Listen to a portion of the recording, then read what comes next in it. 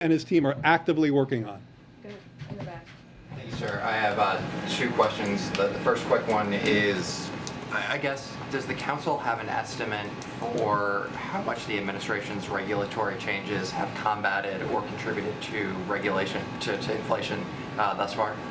I think in many ways we've been talking about a lot of that already. I mean, I just mentioned the E15 ethanol waiver, so that's a waiver that helps increase the supply of gasoline, particularly in the Midwest. I think certainly if you broaden sort of the regulatory scope to consider executive actions and rule changes, you see a lot more. I mentioned the strategic reserve release. We haven't talked about this yet, but the president has made real progress in helping to ameliorate food price pressures through issues that include double cropping, taking action on fertilizer prices, ocean shipping. So all of these are actions that he's taken. In some cases, they've involved legislation, but in many cases they haven't. And then my second question, tomorrow marks the one-year anniversary of President Biden insisting that high prices and inflation, in the president's words, were expected to be temporary. A lot of my colleagues have asked similar questions, but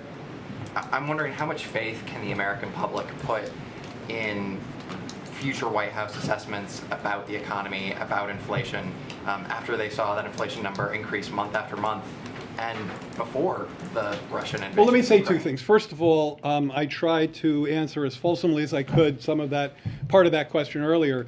But let me ask you to focus on what we're trying to talk about today, which is something that is happening in the here and now. The chart's not up, but that first chart, which we can certainly make available to you, that shows we're not talking about looking around any corner here. We're talking about what has happened in the past 34 days to prices at the pump.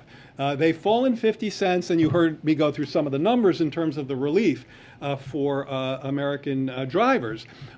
At the same time, we are not stopping there, okay? This is nothing close to a victory lap because we have much more to do to achieve the president's agenda of helping families get some breathing room in this tough environment, which is characterized by